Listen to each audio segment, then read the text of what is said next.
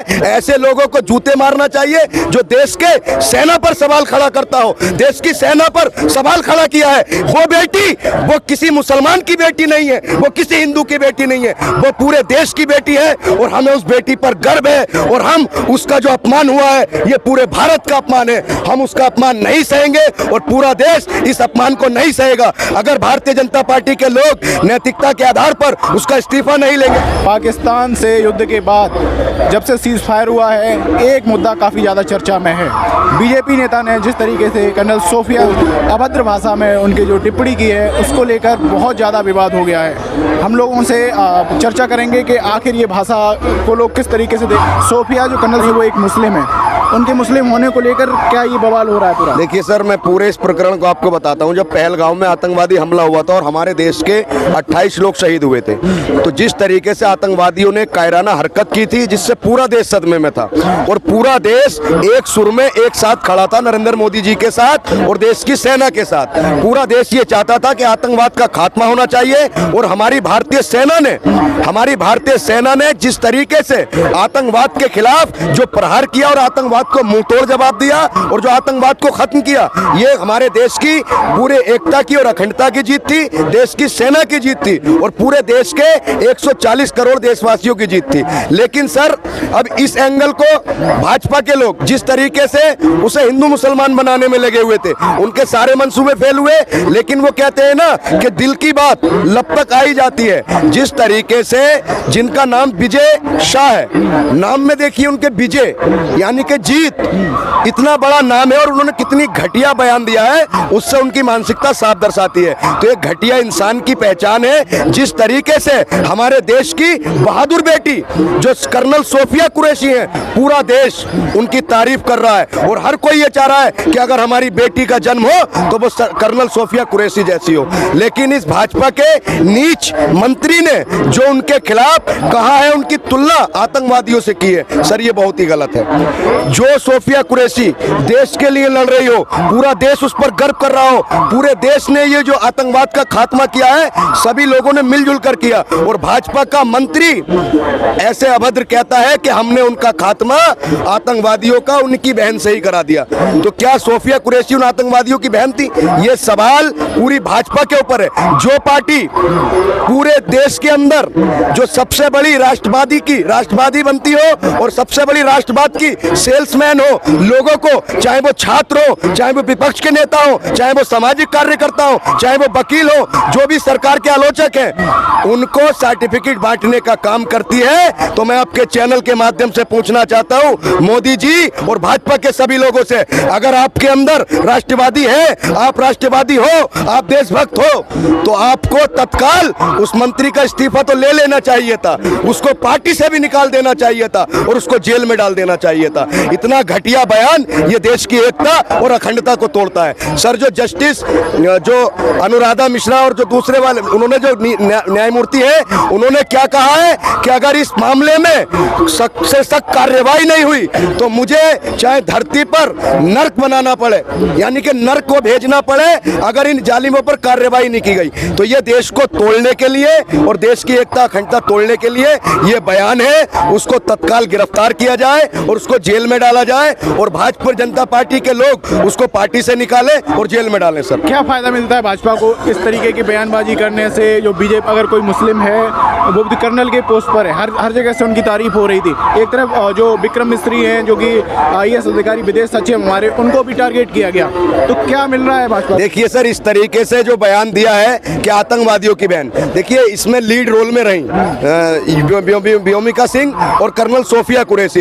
इस तरीके का जो बयान है ना, ये पूरी सेना का मनोबल डाउन करेगा और देश के अंदर जो एकता और अखंडता है उसको तोड़ने का काम करेगा और एक समाज अपने आप को ठगा हुआ महसूस समझेगा। तो ये बहुत ही घटिया और कायराना बयान है। ऐसे लोगों को फूलों की जगह जूतियां मारनी चाहिए, ऐसे लोगों को जूते मारना चाहिए जो देश के सेना पर सवाल खड़ा करता हो। देश की सेना पर सवाल खड़ा किया है। वो बेटी वो किसी मुसलमान की बेटी नहीं है, वो किसी हिंदू की बेटी नहीं है, वो पूरे देश की बेटी बेटी है और हमें उस बेटी पर गर्व है, और हम उसका जो अपमान हुआ है ये पूरे भारत का अपमान है, हम उसका अपमान नहीं सहेंगे और पूरा देश इस अपमान को नहीं सहेगा। अगर भारतीय जनता पार्टी के लोग नैतिकता के आधार पर उसका इस्तीफा नहीं लेंगे, आज कितने दिन हो गए, कोई बयान आया? आज एक पत्रकार एबीपी न्यूज के मुख्यमंत्री मोहन यादव से पूछते हैं बताइए भैया क्या हुआ, तो कह रहे हैं भैया बता दिए हैं क्या हुआ है, एक मीटिंग हुई है उसमें सहमति नहीं बनी, सम्मति नहीं बनी। ये बताइए ऐसे इंसान को जो देश के सेना का अपमान करता हो, देश की बेटियों का अपमान करता हो, उस पर सहमति बनानी पड़ेगी?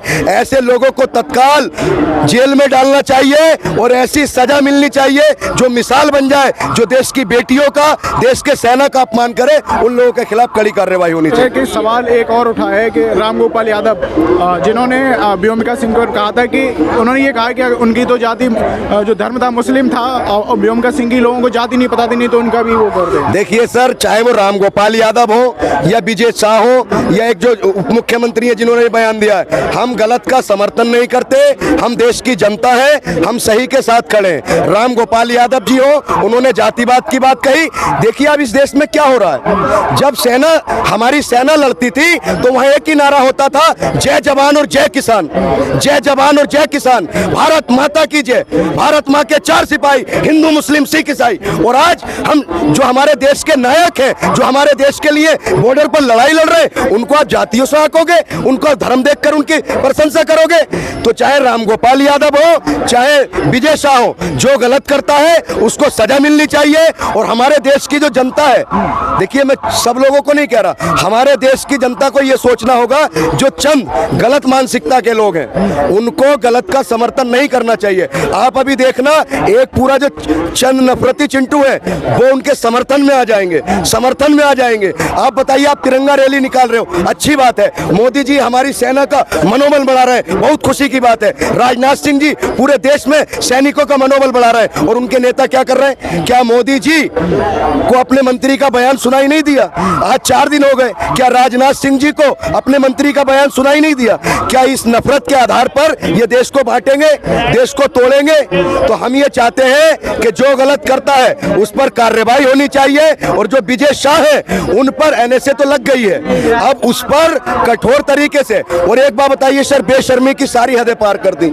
जो व्यक्ति हाई कोर्ट से ऑर्डर हुआ हो और वो तत्काल अगले दिन सुप्रीम कोर्ट पहुंच जाता है और कहता है मेरे खिलाफ माहौल बनाया जा रहा है और मुझे प्रताड़ित किया जा रहा है, शर्म नहीं आती? क्या बीजेपी यानी कि भारतीय जनता पार्टी है तो भारतीय जाहिल पार्टी कहे इसको? अपने नेता पर अभी तक संज्ञान क्यों नहीं लिया? ये बताइए, पूरे देश में एकता थी, पूरा देश मोदी जी के और सेना के साथ खड़ा था, नहीं खड़ा था इस युद्ध में? ऐसा पहली बार हुआ है कि पूरे देश का एक साथ पाकिस्तान के खिलाफ और आतंकवाद के खिलाफ देश ने लड़ाई लड़ी। एक भी मुझे स्टेटमेंट दिखा दीजिए कि किसी ने देश की आलोचना की हो, या विपक्ष हो, पक्ष हो, देश की जनता हो, किसी भी धर्म या जाति का हो, सबने एक सुर में मोदी जी का और सेना का साथ दिया था। लेकिन आज सेना का जो मनोबल टूटा है और जो हमारी देश की बेटी है, हमें उस पर गर्व है, उसके खिलाफ जो गलत बयान दिया है उस पर कड़ी कार्रवाई होनी चाहिए सर। एक और प्रश्न था, जिस तरीके से सीज फायर हुआ उसको लेकर कई सारे सवाल उठ रहे हैं। जो ट्रंप है अमेरिका के राष्ट्रपति, वो ये कह रहे हैं कि जो सीज फायर है हमने करवाया है, मैंने करवाया है, यानी दोनों भारत और पाकिस्तान को बराबर लाकर खड़ा कर रहे हैं कि दोनों देश महान हैं, और ये कह रहे हैं कि हमने ट्रेड की धमकी दी तब जाकर ये सीज फायर हुआ। देखिए सर, हमारा मकसद था आतंकवाद को सबक सिखाना, और हमारी सेना ने और हमारे प्रधानमंत्री जी के नेतृत्व में हमने आतंकवादियों का सर्वनाश किया। और देखिए, जंग जो है ना, जंग आखिरी जब पानी कहते हैं सर से ऊपर आ जाए तब लड़ी जाती है। जंग किसी समस्या का समाधान नहीं है। लेकिन पूरा देश, अगर ट्रंप जी ने रुकवाया थी कि आलोचना कुछ लोगों का काम है आलोचना करना, अगर मोदी जी ने अपने देश को देखकर हमने आतंकवाद को सबक सिखा दिया ना, अगर जंग को रोका है तो लोग उसकी आलोचना ना करें। मोदी जी ने इस पूरे लड़ाई में बहुत मजबूती के साथ पूरे देश को साथ लेकर चले, और हम आतंकवाद के खिलाफ जंग लड़ रहे थे। हमारी लड़ाई किसी देश से नहीं है, हमारी लड़ाई आतंकवाद से है और आतंकवादियों से। हमारे देश की सेना ने मोदी जी के नेतृत्व में आतंकवाद को खत्म कर दिया सर, पूरे तरीके से आतंकवाद को निस्तो नाबूद कर दिया। हम अपने देश की सेना को और प्रधानमंत्री मोदी जी को बहुत शुभकामनाएं देते हैं सर। नेशनल मीडिया जो है उसने 8 मई की रात को, 7-8 मई की रात को बहुत सारी ऐसी खबरें दिखाई जो सच नहीं थी। मतलब कहीं ना कहीं झूठ थी, जैसे कराची पर कब्जा कर लिया इस तरीके की, तो उसको लेकर जो है कहीं ना कहीं अश्विनी वैष्णव जी बचाव करते नजर आए, कहीं कि मीडिया जो है देश का साथ दिया है इस तरीके से। आपको लग रहा है फेक न्यूज़ को भी देश का साथ माना जाना चाहिए? देखिए सर, इस देश को जो आज इस कगार पर लाकर खड़ा किया है, वो कहते हैं कि पेड़ बबूर का बोओगे भैया तो खजूर थोड़ी उगेगा। जो नफरत इस देश के अंदर मीडिया ने फैलाई है, जो बांटने का काम मीडिया ने किया है, और जो झूठी और गोदी मीडिया कहा गया और जो गलत तरीके से पत्रकारिता की है, देखिए पत्रकार को चौथा स्तंभ कहा जाता है। उसका काम होता है कि सही को दिखाए और सरकार की गलत नीति का विरोध करे। तो पत्रकार जो है, आप भी देख रहे हैं, पूरा देश देख रहा है किस तरीके से गोदी मीडिया सरकार की नाकामी को छुपाती है और उन मुद्दों को लाकर उजागर करती है जिससे जनता का कोई फायदा नहीं है। तो ये मीडिया की नाकामी है। और देखिए सर, युद्ध के दरमियान एक सायरन हमको बताया गया था कि अपने आप को ऐसे सुरक्षित करना है। टीवी खोलते थे तो ऐसा लगता था कि हमारे घर में ही बम गिरने वाला है। तो मीडिया ने, अमित शाह जी ने भी कहा कि सायरन को मत बजाओ। तो मीडिया ने जो पूरी नोटंकी की है, तो उसके हम खिलाफ है और हम गोदी मीडिया के कल भी खिलाफ थे और हमेशा रहेंगे। जिस दिन गोदी मीडिया सच दिखाने की ताकत रखेगी, गलत के खिलाफ बोलने की ताकत रखेगी, सरकार की गलत नीति के खिलाफ सरकार से सवाल पूछने की ताकत करेगी, हम उस दिन मीडिया को सैल्यूट करेंगे सर, उस दिन सैल्यूट करेंगे। लेकिन इस दलाल और गोदी पत्रकारिता को हम सैल्यूट नहीं कहेंगे। ये चौथे स्तंभ का पूरा सम्मान गिराया जा रहा है, ये पत्रकारिता का स्तर गिराया जा रहा है सर। एक आखिरी सवाल, विक्रम मिश्री जो कि विदेश सचिव थे, उन्हें भी निशाना बनाया गया, जो कई सारे बीजेपी समर्थक थे ट्विटर पर, उन्हें अपना, यहाँ तक कि जो विदेश सचिव है उन्हें अपना ट्विटर अकाउंट ब्लॉक तक करना पड़ा। कैसे देखते हैं कि उनका काम तो बिल्कुल ठीक था, वो तो सरकार के कहे अनुसार ही चल रहे थे, फिर उन्हें निशाना क्यों बनाया गया? देखिए सर, मैंने क्या कहा, अच्छे काम की भी आलोचना होती है। कुछ लोग आलोचना करने के लिए इस देश में बने हैं, और ये चंद जो अनभक्त कहा गया है, जो सरकार की या किसी भी, यहाँ ये बताइए सर, यहाँ आलोचना का सवाल ही पैदा नहीं होता। जब सवाल लड़ाई आतंकवाद के खिलाफ थी, आतंकवाद को खत्म करने के खिलाफ थी, तो इस पर किसी ने सवाल अगर उठाता तो विपक्ष उठाता, देश की जनता उठाती। लेकिन सवाल भाजपा के जुड़े हुए लोगों ने उठाए और इस पूरे देश की एकता को तोड़ने का काम भी भाजपा के ही लोग कर रहे हैं। जैसे उनके मंत्री का जो बयान है, ये देश के अंदर एकता और अखंडता पर वार करेगी।